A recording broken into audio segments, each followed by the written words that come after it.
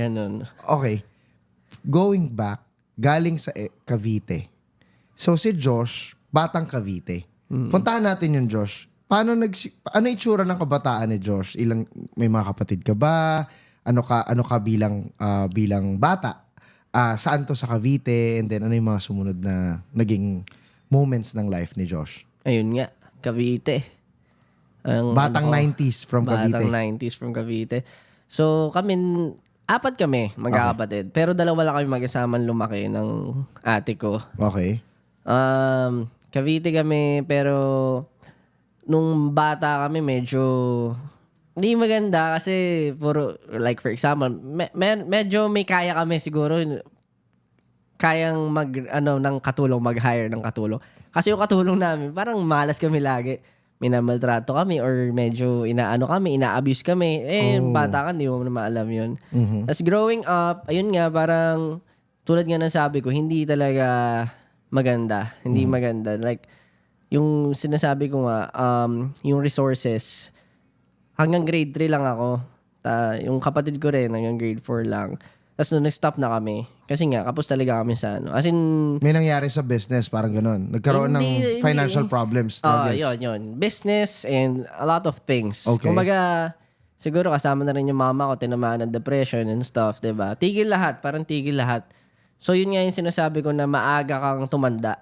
Maaga kang tumanda. Parang, iba na yung iniisip mo, iba na yung mga problema mo ng mga panahon na yun. Hindi ka na nakakapaglaro. Nag-aalala ka na lang. Well, ako masasabi ko nakakapaglaro pa ako. Kasi ang ano naman, in a way, parang meron kaming may Pentium 4 kami na computer. Okay. Yun lang yung meron kami sa bahay. Okay. Tapos, may PC. Oo, tapos bawal kang lumabas. Mahigpit si mama nun eh. Ako, ang Dota 1. Ang ginagawa ko, 5 AI lagi. Ganun. Yun yung lagi kong routine. Na sa gabi, ganun lang gagawin ko. When it comes to other stuff, hindi ako exposed. Wala ako ng mga gitara, yung mga piano or what. Kasi nga, hindi rin ako masyado nakapag-basketball. Bawal lumabas, tsaka maraming problema. So, yun nga, tulad ng sabi ko, maaga kang tumanda. Iba na yung iniisip mo. Nagtrabaho na agad ako at the age of siguro 14, 13, ganun. 13, 14. Very early. Okay. Parang nagsa-sideline na ako, ganun. Tapos, nung pumatak ng 15, naging independent na ako. Mag-isa na lang ako kasi pinilayas kami dun sa tinitira namin. So, ayun, nag-try ako na mag-aral na nun. At the same time, natuklasan ko nga yung passion ko sa pagsasayaw muna. Okay. At 15, bumukod ka kasi napaalis kayo sa bahay ninyo. And then, syempre, dahil nga wala ka ng pension for, wala ka na sa bahay na yon. Wala na. Kailangan mo maghanap ng bagong interest. Doon mo na-discover yung dancing. Siguro hindi lang sa kailangan humanap ng bagong interest. Kasi hanggang ngayon, love ko pa rin ang gaming eh. Okay. Pero yung nakakita lang ako ng mga performers talaga no na, may mga kapanahonan yun, mga siguro, bago yun. Sikat na sikat yung ABDC, America's Best Dance Crew. Oh, yeah. Yun. Of Sikat, course. Jabberwockies, yung mga Lahat Quest tayo Crew. gusto maging member ng Jabberwockies ng Quest bata. Crew. So, yun yung kasagsagan na yun, na parang nahook ako sa pagsasayaw. Okay. So, naghanap ako ng sarili kong grupo. Gumawa ako ng sarili kong grupo. Wait lang. Bago mo nakita yung mga yan, tapos nahook ka dyan, meron kang dance experience dati? Wala. Zero? Okay. Tapos gumawa ka kagad ng sarili mong grupo? Gumawa ako ng sarili kong grupo. Leader, ha? Diba? Okay. Siyempre, diba? Kailangan mo mag-start somewhere. Ngayon, gawa ko sarili ko. Ganap ako ng mga dancer na tropa ko. Tapos ayun, sali kami ng mga competitions. Siyempre, talo kami. Hindi naman kami ganun kagaling pa. Pero yung isa kong tropa, as in magaling siya sumayaw. Siya yung parang medyo nag-lead sa mga choreo, ganun. Tapos after a while, napanood ko sila Stel. Okay. Kagrupo ko si Stel. Dance troupe din siya noon. Dance troupe siya. Wait, sorry. Cavite ka pa nito? Cavite pa ako nito. Dance troupe siya noon. So nung napanood ko sila, grabe ang galing. Sabi ko, ina-idolize ko na sila. Okay. Sabi ko, gusto ko maging ganyan. Saan mo sila napanood? Competition? Competition. Nag-perform sila before kayo, mga ganun? Hindi, parang nanonood lang ako. Nanonood lang. Okay. Sabi ko, gusto ko maging ganyan. Kontesero na siya? Kontesero na. Okay. Tapos doon ko tinry na mas galingan pa. Tapos nung grupo namin, nagkataon, parang nakasabay sila sa isang event. Okay. Nagkita ulit kayo. Nagkita. Tapos yun na yung moment na parang nagkakilala kami. Batean na. Oo, ganun.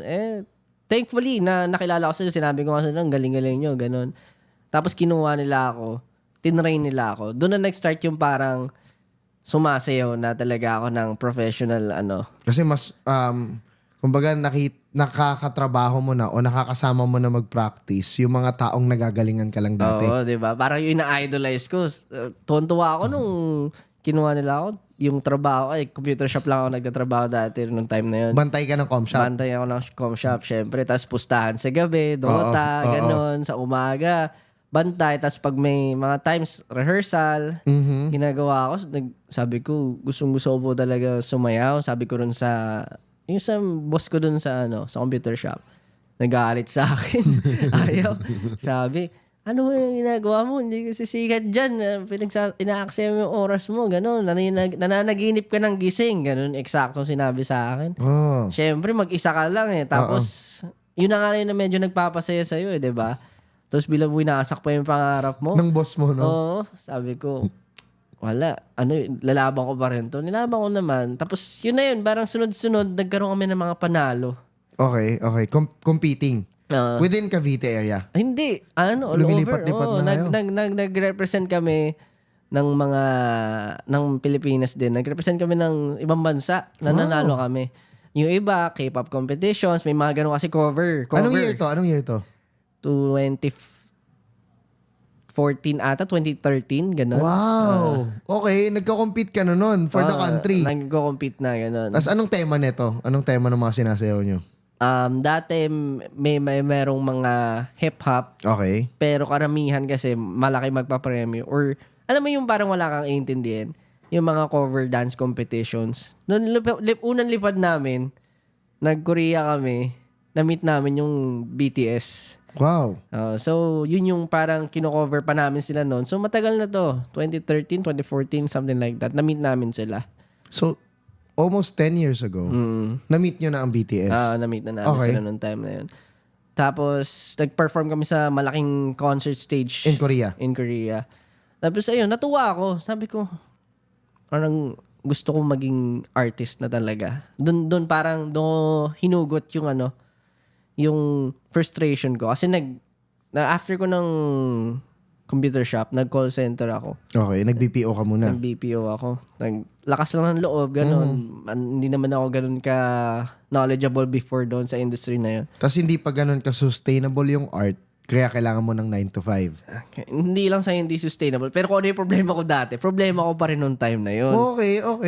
Wala pa rin growth talaga na malaki. Wala pa rin. So, kailangan talaga may 9 to 5 job ka, di ba? Oo. So, yun yung ginagawa ko. Sa gabi, papasok ako. Didiretso ako minsan ng umaga. Siguro mga 4 times a week, practice. Wow. So, ang tulog ko na mga 3 to 4 hours, baka less than, gano'n. Kagrupo mo si Stel na to? Kagrupo ko si Stel. Tapos, worth it naman. Pero nung one time, di na kinaya ng katawan ko. Sabi ko, mag-aawol na ako.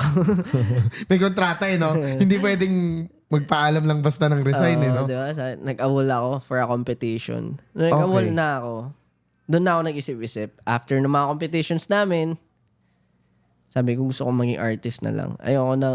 Hindi ko na kaya yung Though I'm doing good sa work. Nesting coach na ako, pa TL na ako. Applying for TL na ako running for a TL position na ako nun.